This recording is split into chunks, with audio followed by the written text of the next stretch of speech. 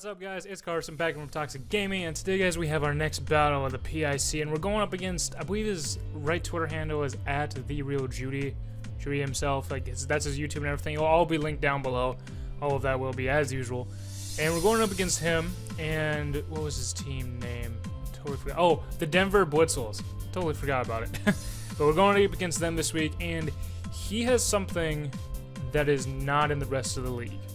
Kind of obvious, but he has the only perfect record. He's the only one that's 4-0, and he has one thing that's let him do it. He has Mega Charizard X. That thing has gotten in the I believe I read it right, in the 4 games that he's brought it, every game, he has 10 kills, leading the league in kills. So our whole strategy is kind of around that. But we're going off with today here. Oh, I probably should tell you what the what do you call it? What the team is that we're facing. So I'm gonna pull it up here real quick, and as I'm doing that, it'll be pretty simple. All we're facing today is we have Mega Charizard X, Lando T, Raikou, Ferrothorn, Mandibuzz, Vaporeon, Toxicroak, Scrafty, Trevenant, Amoonguss, Electivire, and then Mesprit and Miltank. So, right there off the bat, you can tell that basically his team is the most scary because of Lando, Ferrothorn, Mega Charizard X, and Raikou. Those are the 4 that really scare me the most, and then Mandibuzz is that number 5 that I'm worried about. But as we got here with our first Mon, we have Venusaur coming back for this week. We have Venusaur here running with Chlorophyll and Giga Drain Synthesis, Hidden Power Fire. Actually, I'm going to do this right now because I forgot to change it. We're changing Synthesis to Leech Seed. I had it as Synthesis, or not Sleep Powder. Wrong click of the button. We have Leech Seed going on this week because I want a way to be able to deal with that Ferrothorn. Now, you could say with Leech Seed, Giga Drain, and Sludge Bomb, Ferrothorn basically walls me, but that's why I've Hidden Power Fire and is the CV spread with 252 in HP, 116 attack, 40 special defense, and 100 speed with a modest nature. Now, basically what this allows me to do is that if I can predict the Ferrothorn coming in to maybe soak up a Leech Seed or, you know, soak up that Sludge Bomb, I can hit him with Hidden Power Fire, and I can hit him next turn. I will outspeed and hit him again and knock him out. It's a guaranteed to a KO, I believe. So last time I calced it, if he's not running leftovers, which usually they run the Rocky Helmet Iron Barbs tactic. So this is kind of my main counter for Ferrothorn. Now I have 100 in speed to get to 220 because this entire team is built to outspeed defensive Lando T. Lando T's defense, or speed, when he's like not invested, I believe is like 218, 219, somewhere around there. And 220 was like kind of the benchmark I was going with. I believe it's 218, but I was going for 220 just in case he maybe threw the extra 4 into speed to try to kind of go out a little bit extra, and just so I had that little bit more to be able to outspeed him. So I have the entire team going to outspeed Lando T. That was my main thing. He may come in for intimidating, but I can get him with a Giga Drain, I can get him with Sludge Bomb with Venusaur before he can Earthquake me. That's my main goal with it. Next, we brought Victini again, but this is a different Victini. We have Assault Vested Victini with V-Create, U-Turn, Bolt Strike, and Overheat, running Jolly, Max Speed, Max Attack, and 4 in Special Defense. Kind of the basic, I would say the basic Banded Victini set, but with Assault Vest and Overheat attached. Now, the reason I have Overheat is, again, that Ferrothorn. I could see him, if he wanted to, like Victini's at low health, bringing in Ferrothorn, kind of sacking it off, but then also being able to kill Victini with Rocky Helmet and Iron Barbs damage. So I have Overheat strictly there for that point. It's going to kill the Ferrothorn pretty much no matter what, and then I won't get that damage back. And because of the Assault Vest, it does boost my special defense a little bit, and probably be able to at least take an attack or 2 better from the Raikou or Vaporeon if I need to. But really, Victini is here to V-Create things, to U-Turn, and Bolt Strike things. That's all he's really here for. He's kind of our main, I wouldn't say check to Mandibuzz, because Mandibuzz can still hurt us very hard with Foul Play, but Bolt Strike is still going to do a lot of damage to him. So basically, Victini is here to punch as many holes as we can before other mods that he's sweeping up, or to finish things off. It's going to play both roles there. Now we have Bud Light, Go Rotomosh coming back with a little different set, running the Chesto Resto set, Chesto Berry, Volt Switch, Hydro Pump, Will-O-Wisp, and Rest. And again, we have more speed here, 220 speed, 48 points into it to outspeed that Lando T, to either burn it or pump a Will-O-Wisp into that thing.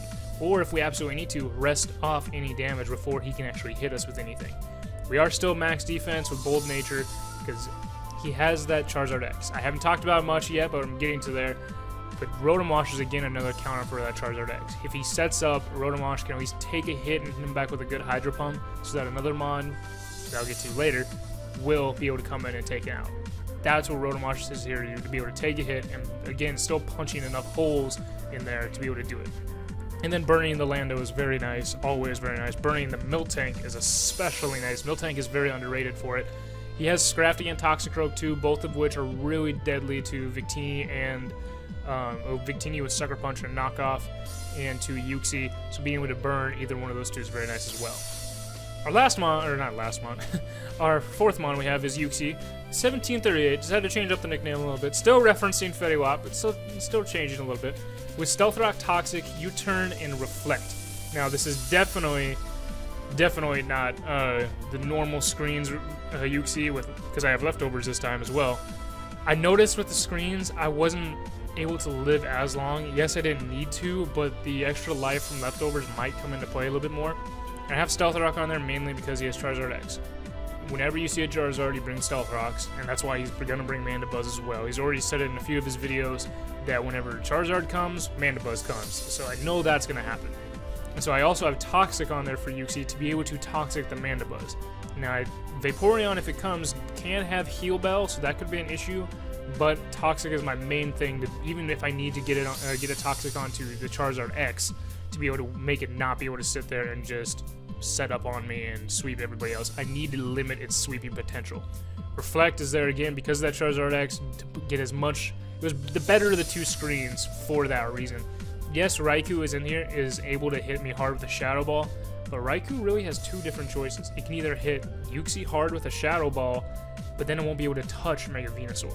Even Hidden Power Ice is going to be neutral thanks to the Thick Fat. If he packs Extra Sensory for Mega Venusaur, Uxie can absorb every single hit it can with the special defensive wall. Totally wasted.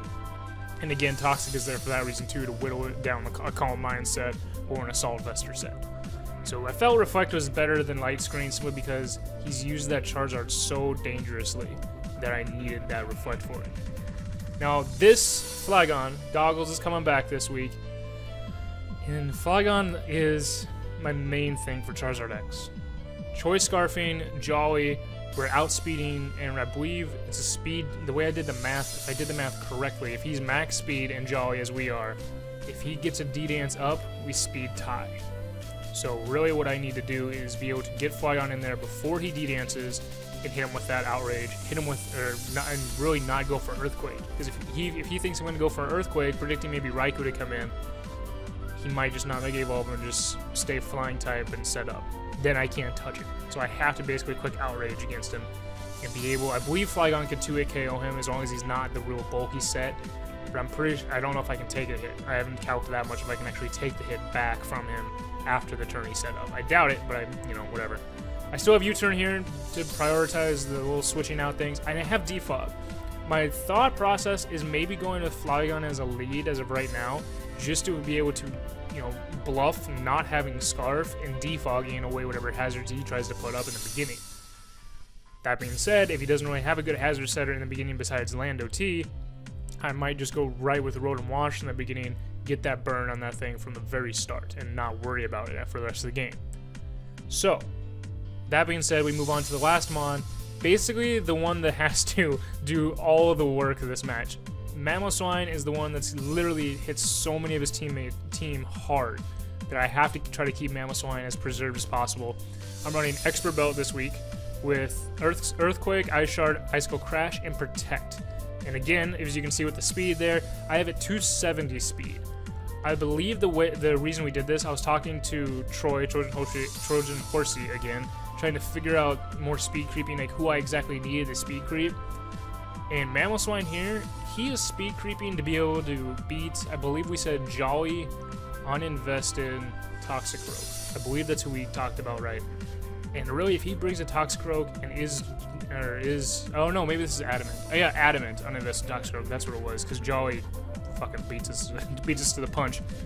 But if he happens to bring the Toxicroak and happens to be Adamant, then Mamoswine can at least outspeed him. He's probably going to have Sucker Punch too, but at least I can guarantee a normal outspeed before he can hit me with a fighting move. And then I can hit him with that Expert Belt Earthquake and knock him out. I was running Adamant for a while, but we figured going Jolly to at least get that speed would be better. And the rest of it's all put in HP to try to be as bulky as we can.